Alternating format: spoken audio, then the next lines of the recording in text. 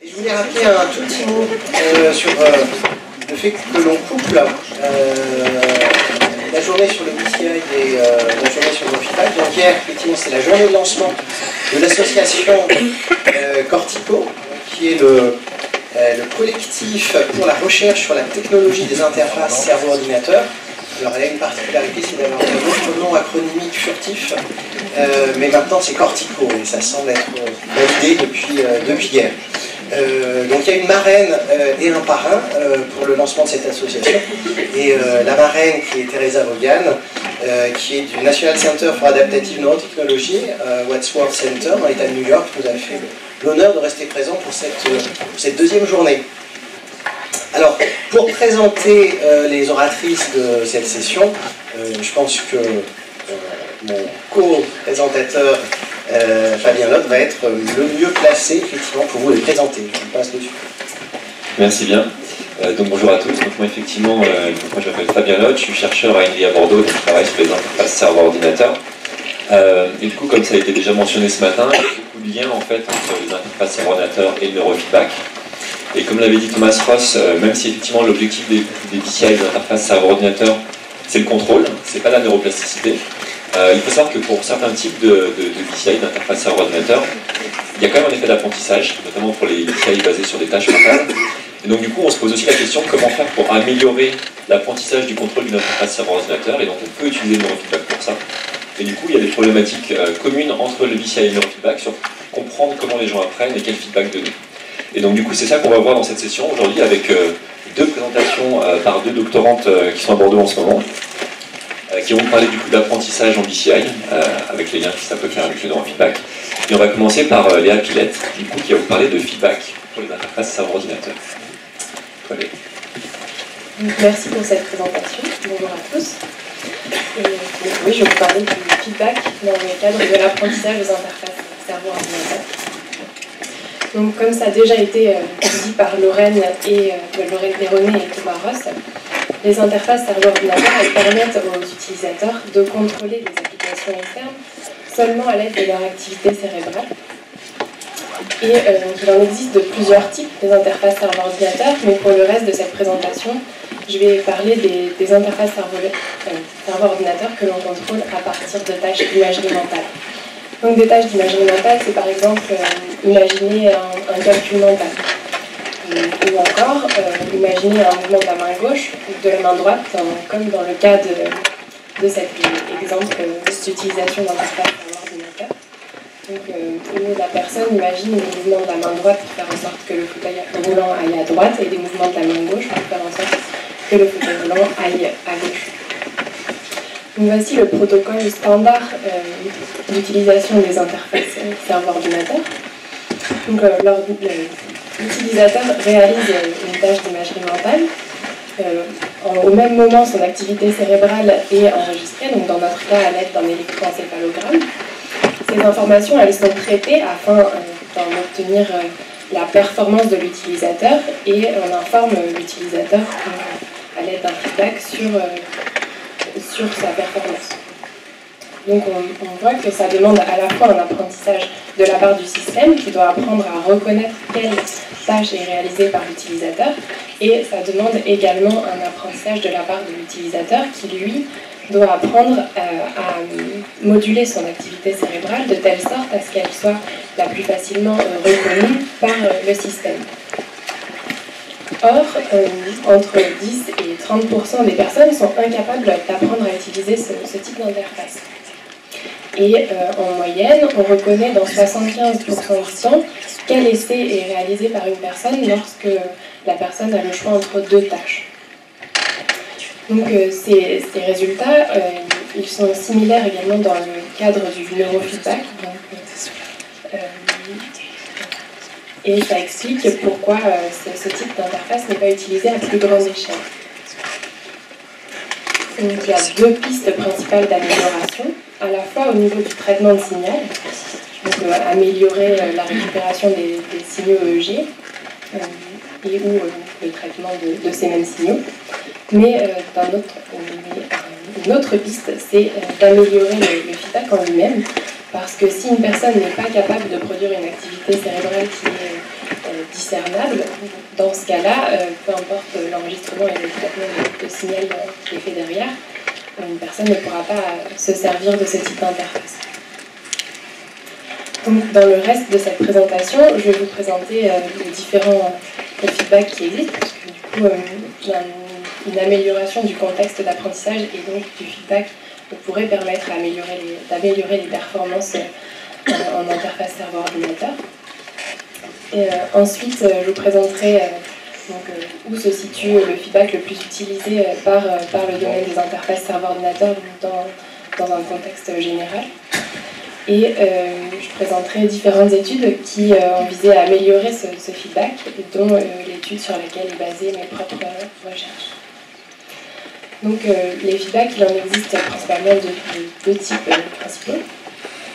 Donc tout d'abord le feedback intrinsèque, qui correspond à l'ensemble des perceptions sensorielles et proprioceptives que la personne a lorsqu'elle réalise la tâche. Donc, dans le cadre du neurofeedback et de l'apprentissage aux interfaces serveur-ordinateur, on ne peut pas parler de feedback intrinsèque, puisque produire une activité cérébrale, ce n'est pas à l'origine de sensations sensorielles ou proprioceptives. En revanche, on peut apporter un feedback qui est extrinsèque, et ce type de feedback peut être catégorisé selon sa représentation et son contenu.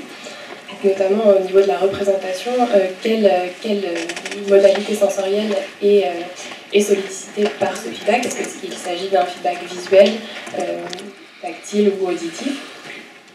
Quel est le type de représentation? Est-ce qu'il s'agit d'un texte ou plutôt d'une représentation graphique? Et ensuite, le contenu, il peut être catégorisé en fonction de différents adjectifs. Donc déjà, est-ce qu'il est prescriptif? Est-ce qu'il indique à l'utilisateur comment améliorer son apprentissage et comment améliorer ses performances? Il peut être seulement descriptif, donc seulement indiquer à l'utilisateur s'il réalise bien la tâche ou non. Il peut être également motivant, donc on voit énormément d'applications dans ce domaine se développer ces dernières années, dans le domaine des serious games. Et enfin, il peut varier selon des caractéristiques temporelles, donc quand et à quelle fréquence on donne ce feedback. Donc je vais maintenant vous présenter le protocole d'apprentissage qui est le plus utilisé dans le domaine des interfaces serveur-ordinateur. Donc ce protocole, il permet à l'utilisateur d'apprendre à réaliser 3 tâches différentes: imaginer un mouvement de la main gauche, réaliser un calcul mental et imaginer un objet en rotation. Donc chaque essai commence par l'apparition d'une croix. Aux extrémités de cette croix se trouve des pictogrammes représentant les 3 tâches dont je viens de parler. Et ensuite une flèche apparaît pour indiquer la tâche à réaliser à l'utilisateur, puis une barre de feedback apparaît pour indiquer à l'utilisateur si la tâche a été reconnue par le système et à quel point elle a été reconnue, si le système est confiant dans cette reconnaissance. Donc plus la barre est grande et plus le système est confiant dans la reconnaissance de cette tâche. Donc si on resitue ce feedback dans le modèle que je vous ai présenté précédemment, on se rend compte que ces caractéristiques, elles ne correspondent pas du tout aux recommandations qui ont été faites dans le domaine de la psychologie de l'apprentissage. Donc notamment parce que ce feedback, il est visuel, donc unisensoriel. Or, il a été recommandé d'avoir un feedback qui soit multisensoriel. Ensuite, il est non informatif, puisqu'on ne sait pas donner aux gens d'informations sur comment améliorer leur performance aux interfaces. Ensuite, il est non seulement il n'est pas prescriptif, il est seulement descriptif, mais en plus on évalue en permanence la performance de la personne, et ce qui est déconseillé. Donc il est tout sauf motivant, c'est très démotivant. Les personnes s'ennuient très rapidement avec l'utilisation de ce feedback. Et enfin, il est très fréquent et non opportun, puisque son apparition ne dépend pas du tout des caractéristiques de l'utilisateur. Donc il y a peu de recherches qui se sont portées sur l'amélioration du feedback pour l'apprentissage aux interfaces serveur-ordinateur, mais une grande partie a porté sur l'amélioration des modalités de présentation. et notamment sur quelles modalités sensorielles utiliser. Donc je vais vous en présenter quelques-unes. Il ne s'agit pas de vérité, mais voilà, c'est des résultats qui sont à modérer, puisque la plupart des études ont été réalisées sur assez peu de sujets, mais dont les résultats restent tout de même intéressants. Donc la première, qui a été faite par Neibauer, et qui compare un feedback visuel à un feedback auditif. Donc, ces résultats montrent qu'il n'y a aucune différence en termes de performance pour les utilisateurs qui ont eu un feedback visuel et ceux qui ont eu un feedback auditif. Toutefois, le temps d'apprentissage était plus long avec l'utilisation d'un feedback auditif.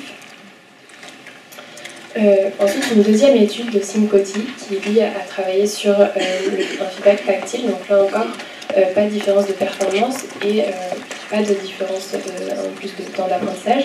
Mais toutefois, lorsque on ajoute au feedback visuel un feedback tactile, lorsque la modalité visuelle elle est sur-sollicitée, donc là, par l'utilisation d'une tâche de contrôle, en plus de devoir apprendre à se servir de l'interface serveur-ordinateur et de réaliser une tâche de contrôle. Et donc l'ajout dans ce cas-là d'un feedback tactile, ça permettait d'améliorer les performances. Et de même, l'utilisation conjointe d'un feedback visuel et auditif permettait, dans l'étude de Gargiulio, d'améliorer les performances. Donc ces résultats, ils nous indiquent que si on prend plus en compte les recommandations du domaine de la psychologie de l'éducation, dans ce cas-là, ça peut permettre d'améliorer les performances. Donc, une autre étude sur lesquelles mes propres recherches sont basées et que je vous présenterai ensuite. Donc, elle a été réalisée, cette étude, par Camille Genet, et elle cherchait à savoir s'il était possible de prédire les performances des personnes à partir de leur profil cognitif et personnel. Et donc, ces résultats montrent notamment qu'il y a une influence à la fois des scores de tension et d'autonomie au questionnaire CSPF5, et que les personnes qui avaient un score haut en tension et bas en autonomie avaient de grandes chances d'avoir de moins bons résultats en interface serveur-ordinateur. Or, ces personnes, c'est celles qui pourraient le plus se servir d'une présence sociale et d'un soutien émotionnel. Et donc, on retrouve également ce manque de présence sociale et de soutien émotionnel dans le cadre de l'apprentissage à distance. Et donc, pour pallier à ce manque, eux, ils avaient pensé à mettre un compagnon d'apprentissage, et c'est ce sur quoi mes recherches vont se porter. Donc, tout d'abord, un compagnon d'apprentissage, c'est un personnage virtuel ou physique qui va aider à l'apprentissage via l'utilisation d'un outil informatique. Donc, par exemple, un des plus vieux compagnons d'apprentissage, c'est Clipo, pour ceux qui se sont servis de Word 96. Donc, depuis, les compagnons d'apprentissage ont bien évolué. Ici, on voit DragonBot, qui a été développé par le MIT afin d'aider les enfants à apprendre à lire. Et nous, on a mis en place notre propre compagnon d'apprentissage, le premier compagnon d'apprentissage pour les interfaces serveur-ordinateur. Donc on l'a développé, implémenté et évalué dans ce cadre. Il s'appelle Peanut pour Personalized Emotional Agent for Neurotechnology User Training. Et donc je vais tout d'abord vous présenter quelques éléments de...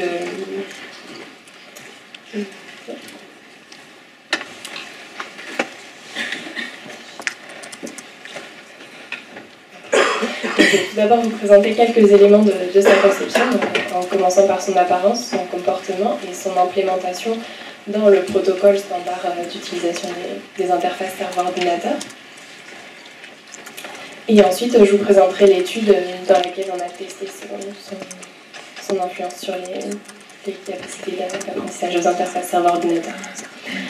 Donc tout d'abord, on a réalisé un compagnon qui est physique, parce que des études ont montré que ça permet d'augmenter la présence sociale.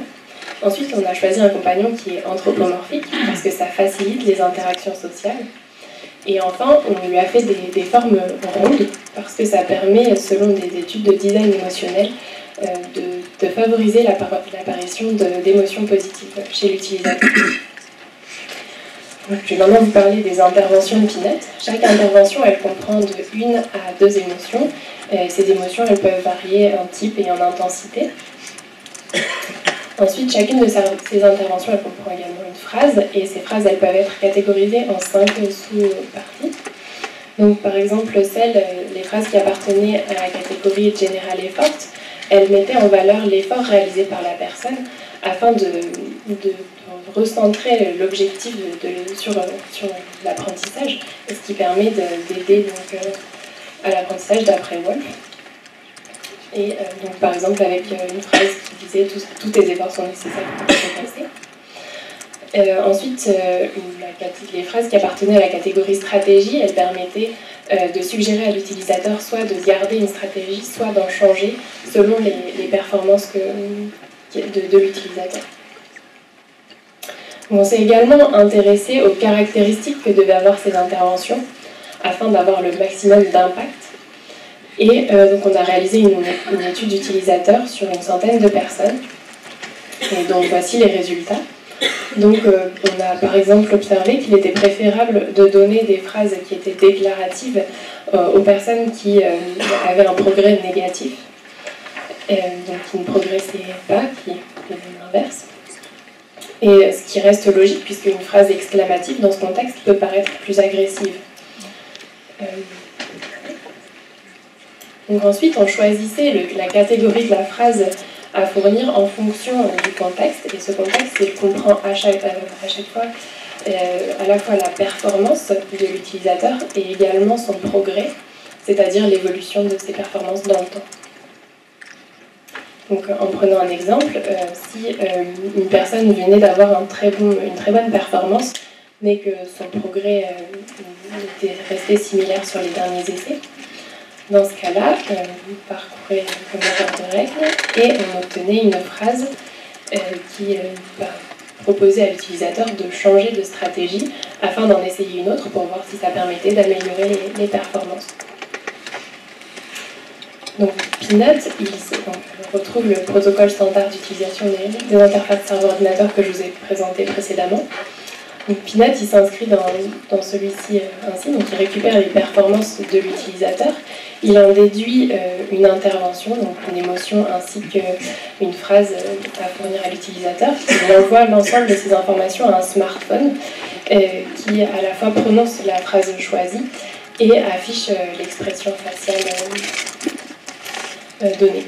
Et donc, Pinot fournit une présence sociale et un support émotionnel en retour à l'utilisateur. Donc on a ensuite évalué l'influence de ce compagnon d'apprentissage sur les performances en termes d'utilisation de l'interface serveur-ordinateur. Pour cette expérience, on a eu 20 sujets ont participé à cette expérience. Ces sujets, ils étaient répartis en 2 groupes, l'un ayant Pinot et l'autre sans Pinot. Et l'apprentissage consistait en 3 sessions de 2 heures. Durant cette expérience, on voulait savoir si Pinot avait un impact à la fois sur les performances, mais également sur l'expérience utilisateur, donc sur le vécu de la personne lorsqu'elle réalise cette tâche. Et les personnes devaient, j'ai oublié de préciser, apprendre à réaliser les 3 tâches que je vous avais présentées précédemment. Imaginer un mouvement de la main gauche, réaliser un calcul mental et imaginer un objet en rotation. Donc, les résultats, ils ont montré qu'on n'avait pas de différence significative au niveau des performances des utilisateurs. Toutefois, on observe une différence significative au niveau de l'utilisabilité du système. Donc, notamment, les personnes qui avaient Pinot avaient l'impression de mieux apprendre et de mieux mémoriser lorsqu'ils apprenaient à se servir de cette interface.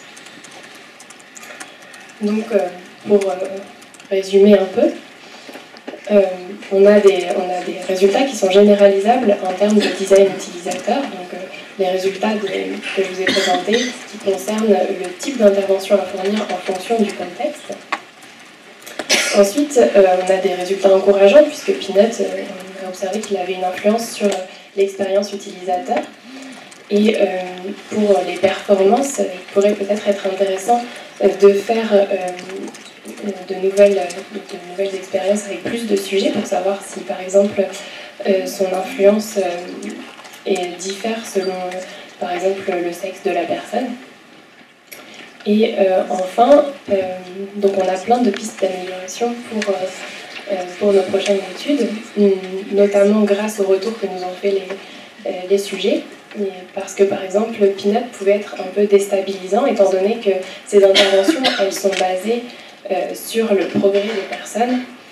Et donc, par exemple, il pouvait féliciter une personne qui venait d'avoir un mauvais résultat, mais dont le progrès, mais qui pourtant avait progressé sur les derniers essais. Donc, on peut aussi envisager d'améliorer Peanut en faisant en sorte que ces interventions, elles soient directement influencé par le profil de l'utilisateur. Ou encore, on pourrait imaginer que Peanut, en plus de fournir un feedback qui soit émotionnel, il pourrait fournir également un feedback cognitif aux personnes via, par exemple, l'utilisation de TG, qui est une interface tangible sur laquelle il est possible de projeter l'activité cérébrale des personnes. Et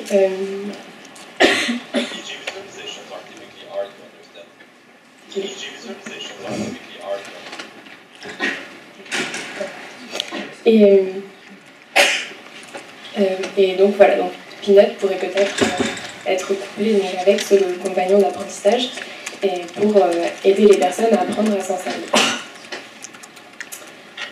Mais avant toute chose, avant de se lancer dans des nouvelles études concernant les compagnons d'apprentissage, il est nécessaire pour nous de trouver de nouvelles métriques qui permettent de mesurer quel est l'apprentissage qui a été réalisé par la personne. Parce que celles que l'on utilise actuellement ne sont pas optimales. Voilà, je vous remercie pour votre attention.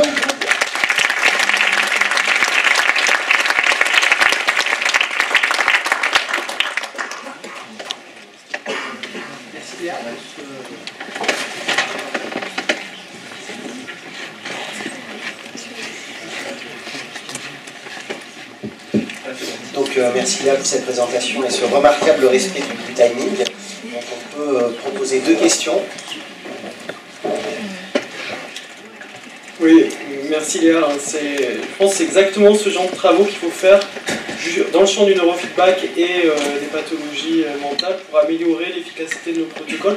Ce qui en plus permet, souvent on dit dans le groupe contrôle, l'effet placebo, il faut minimiser en plus ça, mais là en fait c'est du feedback social contrôlé, donc ça peut permettre d'imaginer des protocoles, on en discutera probablement cet après-midi, très innovants et qui tiennent compte de ce caractère essentiel d'une présence sociale pour motiver les gens. Donc on voit bien que l'interface entre BCI et neurofeedback est essentielle pour le champ thérapeutique.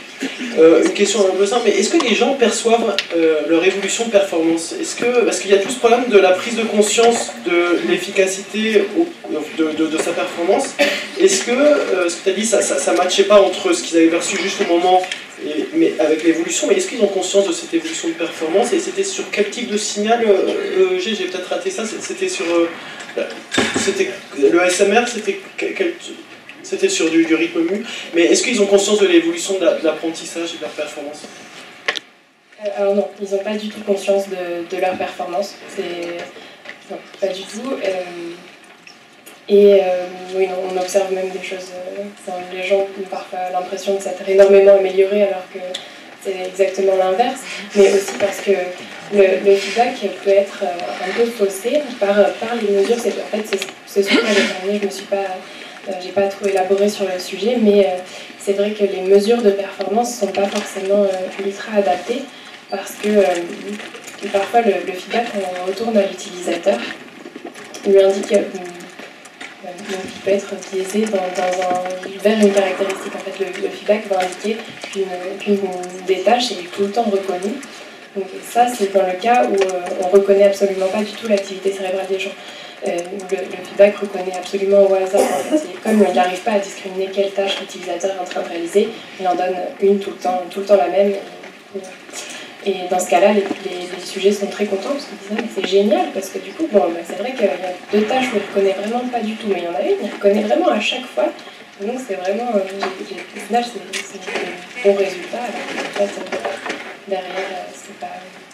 Parce qu'il y a dans le champ d'éducation, alors c'est pas un champ que je connais parfaitement bien, mais il y a le renforcement de la motivation, mais il y a aussi à un moment le fait que le sujet puisse s'auto-confronter à ce qu'il vient de faire et comment on pourrait imaginer ça, l'idée d'expliciter avec le sujet la stratégie qu'il a fait, et parce que c'est pas évident de prendre conscience, enfin dans l'éducation il y a ça aussi, il y a l'auto-confrontation, en sport il y a le fait de regarder la vidéo du truc qu'on vient de faire, en maths c'est on est avec lui pour trouver la solution à l'exercice, tout ça. Comment on peut faire ça pour le neurofeedback, un TG méta-réflexif quoi, est-ce que ça existe, un pilote méta-réflexif? Oui, c'est exactement. Donc la conclusion, ça serait justement de pouvoir fournir un feedback cognitif à l'utilisateur pour l'informer sur comment améliorer sa tâche. Évidemment, ça serait un gros avantage. Pour l'instant, on n'a pas de modèle de tâche qui permette de savoir conseiller à l'utilisateur comment améliorer ses performances, et donc ça manque. Et c'est également ce sur quoi mes recherches vont se porter.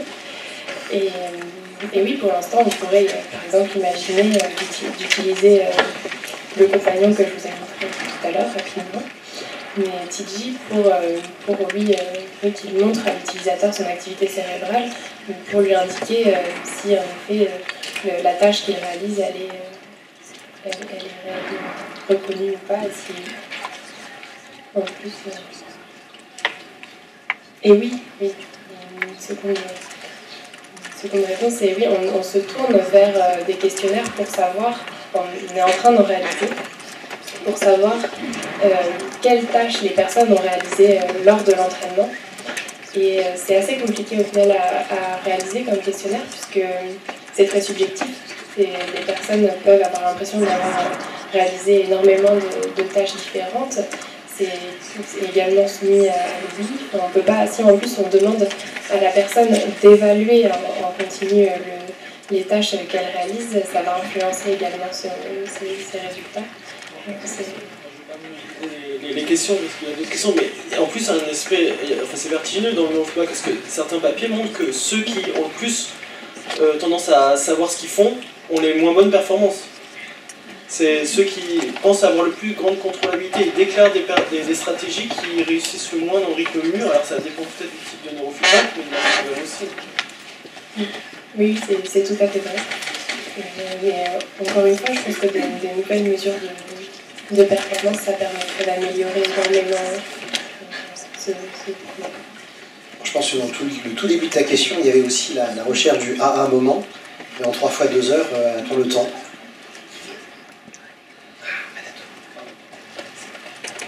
C'est juste une remarque, je ne sais pas si ce sera peut-être une réaction de ta part, mais il me semble qu'en psychologie expérimentale, il y a ce qui s'appelle le biais d'expérimentateur. Et en fait, là, quelque part, tu essayes d'introduire un expérimentateur parfait qui va biaiser positivement ta manip. Or, le résultat n'est pas complètement cap, parce qu'on voit qu'il y a plus de variance quand même, ça a l'air d'être un peu plus fort au niveau des performances. Et je pourrais peut-être une réaction par rapport à ce biais d'expérimentateur parfait. Pinot n'est pas encore en état pour représenter et faire tout le travail de l'expérimentateur. Il ne peut pas mettre de casque que j'ai par exemple sur la tête des gens. Je le regrette, hein. Franchement, j'aimerais bien qu'il le fasse. Mais oui, je ne sais plus quelle était ta question. Ça m'évoquait. Mais voilà, donc oui, j'espère qu'un jour il sera capable d'être un représentateur parfait. Et oui, sur la variabilité des résultats. Mais l'une des pistes qui me semble intéressante, ça serait de savoir si la variabilité, elle pourrait indiquer qu'il existe différents types de sujets, certains sur lesquels Pinot a une influence positive et d'autres sur lesquels l'influence est peut-être plus négative, parce que même si ces interventions, elles sont entre deux essais, donc normalement on ne doit pas distraire la personne de la tâche qu'il doit réaliser, il est également possible que s'il est concentré dans une tâche qu'il réalise, peut-être que certaines personnes ont peut-être plus de mal à revenir à la tâche réalisée. Question très rapide. Merci beaucoup pour la présentation. Cet après-midi, je pense que David Cohn qui parle aussi d'un projet similaires avec des roues. Et non, juste une question sur le rythme SMR là, que vous utilisez. C'est le SMR humain ou c'est le SMR 12-15 c'est 8-10, c'est quoi le rythme? C'est pas des Je vais répondre pour les circuits de traitement du signal. Donc en fait, on utilise mu et bêta, donc 8 à 30 Hz en fait, et ensuite on utilise du machine learning. Donc du coup on a du machine learning pour trouver les bons capteurs pour chacune des 3 tâches, et un classifieur pour classifier tout ça, et la barre que vous voyez du coup c'est la sortie du classifieur. Donc c'est aussi pour ça, c'est ce que disait Léa, pour revenir sur ce qu'elle disait, que les performances qu'on a en BCI c'est souvent les performances de classification du classifieur, mais du coup c'est pas forcément une bonne mesure qui indique qu'est-ce qui est vraiment reconnu et qu'est-ce que la personne arrive à faire. Parce que des fois le classifieur va viser vers une classe, comme disait Léa, et donc la personne va avoir l'impression qu'elle arrive à faire cette classe, alors que si on regarde vraiment la modulation de la classe, en fait pas forcément. Donc c'est pour ça qu'il faudrait aussi qu'on réanalyse tout ça et qu'on fasse des tests avec d'autres méthodes, comme disait Léa. Voilà. Alors je pose une toute dernière question, puis on changera d'orateur. C'est pas une question, c'est une petite remarque. Ce que vous avez observé au niveau de la discordance entre l'évaluation du sujet et les résultats objectifs ferait penser à une objectivation de l'effet Dunning-Kruger, qui montre bien que les gens ont une évaluation de leur capacité cognitive inversement proportionnelle à leur efficience. Et plus les gens sont efficients, moins ils pensent qu'ils sont efficients, et moins ils sont efficients, plus ils pensent qu'ils sont efficients. Et c'est fantastique de pouvoir l'objectiver.